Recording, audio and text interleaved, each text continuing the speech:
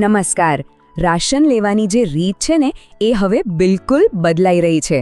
ગુજરાતમાં આવી છે એક નવી system PNB digital food coupon. હવે આ નામ સાંભળીને ગભરાવાની જરાય જરૂર નથી, કારણ કે આખી પ્રોસેસ છે એકદમ સિમ્પલ. આપણે સ્ટેપ બાય સ્ટેપ બધું શીખી લઈશું. તો ચાલો શરૂ કરીએ. જુઓ, જૂની સિસ્ટમ હવે ભૂલી જાઓ. હવે બધો ખેલ આ એપનો છે, PNB ડિજિટલ રૂપિયો.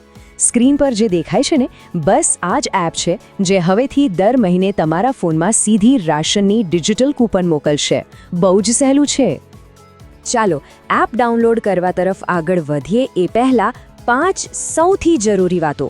આ 5 નિયમો બરાબર સમજી લેજો, કારણ કે આ નહીં જાણો તો આગળ જતાં ભૂલ થવાની પૂરી શક્યતા છે. તો ધ્યાનથી સાંભળજો. તો ચાલો ફટાફટ આ 5 નિયમો પર નજર નાખી લઈએ. નંબર 1, PNB બેંકમાં ખાતું હોવું જરાય જરૂરી નથી. નંબર 2, અને આ ખાસ યાદ રાખજો, કૂપન કોને મળશે? તો જે પણ ફેમિલી મેમ્બર છેલ્લે રજિસ્ટર કરશે ને એમના જ ફોનમાં કૂપન આવશે. ત્રીજું, કૂપન આખા મહિના માટે વેલિડ રહેશે, એટલે કે મહિનાની છેલ્લે તારીખે એક્સપાયર થઈ જશે.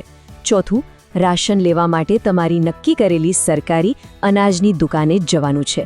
અને પાંચમું અને છેલ્લું, દુકાને જાઓ ત્યારે સ્માર્ટફોન તો સાથે લઈ જ જવો પડશે. આટલું ક્લિયર? સરસ.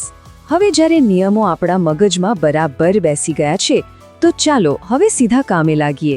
સ્ટેપ બાય સ્ટેપ જોઈએ કે આ એપ ડાઉનલોડ કરીને ચાલુ કેવી રીતે કરવી.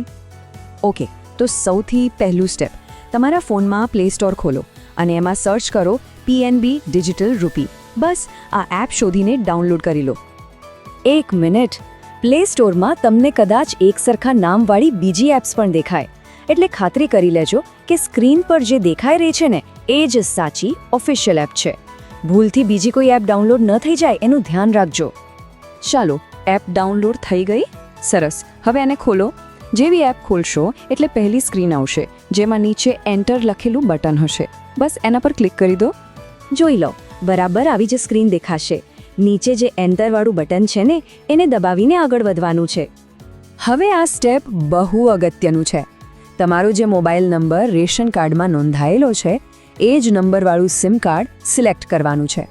પછી વેરીફાઈ સિમ બટન દબાવી દો.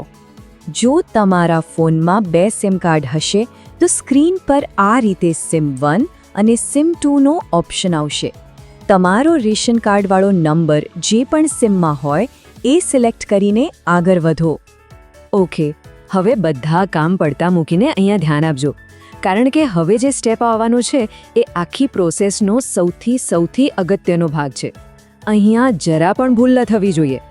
અહીં તમારે 2 અલગ અલગ પિન બનાવવાના છે, કન્ફ્યુઝ ન થતા. પહેલો છે એપ પિન, જે એપ ખોલવા માટે કામ લાગશે, અને બીજો છે 6 આંકડાનો વોલેટ પિન. આ પિન રાશન લેતી વખતે છેલ્લે નાખવાનો થશે. આ બંને પિન ક્યાંક લખી રાખજો, ભૂલી ન જતા. જુઓ સ્ક્રીન પર, પહેલાં એપને લોક કરવા માટે પિન બનાવવાનું ઓપ્શન આવશે. એ સેટ થઈ જાય એટલે તરત જ વોલેટ પિન બનાવવાનું ઓપ્શન આવશે, અને એ પણ બની જાય એટલે તમને વોલેટ પિન સેટ સક્સેસફુલી એવો મેસેજ દેખાશે. ખાસ ધ્યાન, એકદમ ખાસ ધ્યાન.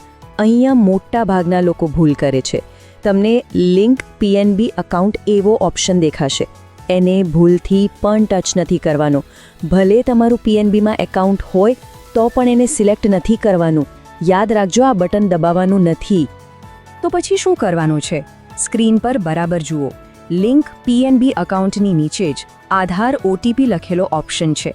બસ આપણે એને જ સિલેક્ટ કરવાનો છે. આ જ સાચો રસ્તો છે. ચાલો, બસ હવે પૂરું થવા જ આવ્યું છે. સૌથી પહેલાં UID સિલેક્ટ કરો, પછી તમારો 12 આંકડાનો આધાર નંબર નાખો અને નીચે જનરેટ OTP પર ક્લિક કરો. તમારા રજિસ્ટર્ડ મોબાઈલ પર એક OTP આવશે, એ નાખી દો એટલે બસ તમારું રજિસ્ટ્રેશન કમ્પ્લીટ. વાહ, અભિનંદન! રજિસ્ટ્રેશન તો સફળતાપૂર્વક થઈ ગયું. પણ હવે સૌથી મોટો સવાલ, કે રાશનની કૂપન દેખાશે ક્યાં? ચાલો એ પણ શોધી કાઢીએ. એપના હોમ પેજ પર જ તમને સ્પેશિયલ પર્પઝ વોલેટ અથવા PCBDC PDS એવું લખેલું એક અલગ વોલેટ દેખાશે. સ્ક્રીન પર બતાવ્યું છે ને, બસ એ જ જગ્યાએ. તમારી ફૂડ કૂપન દર મહિને અહીંયા જ આવી જશે. ચાલો, રજિસ્ટ્રેશન થઈ ગયું, કૂપન ક્યાં મળશે એ પણ ખબર પડી ગઈ.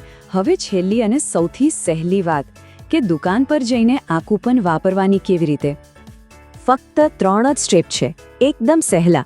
દુકાન પર પહોંચીને પહેલા તો તમારી પીએનબી એપ ખોલો, પછી દુકાનદાર જે QR કોડ બતાવે એને સ્કેન કરો અને છેલ્લે તમારી ફૂડ કૂપન સિલેક્ટ કરીને પેલો 6 આંકડાનો વોલેટ પિન નાખી દો. બસ થઈ ગયું. અને બસ જેવો પિન લાગશો વેરિફિકેશન થઈ જશે અને તમે તમારું રાશન લઈ શકશો. છે ને એકદમ સિમ્પલ. અને આખી સિસ્ટમનો સૌથી મોટો ફાયદો શું છે ખબર છે? હવે પેલી અંગૂઠો લગાવવાની ઝંઝટમાંથી મુક્તિ. કેટલીય વાર ફિંગરપ્રિન્ટ મેચ નહોતી થતી, એ બધી સમસ્યાઓ હવે પૂરી. આ ખરેખર એક બહુ મોટી રાહતની વાત છે. તો આખી પ્રોસેસ તો આપણે સમજી લીધી, પણ આપણું કામ અહીંયા પૂરું નથી થતું. આપણી એક જવાબદારી પણ છે.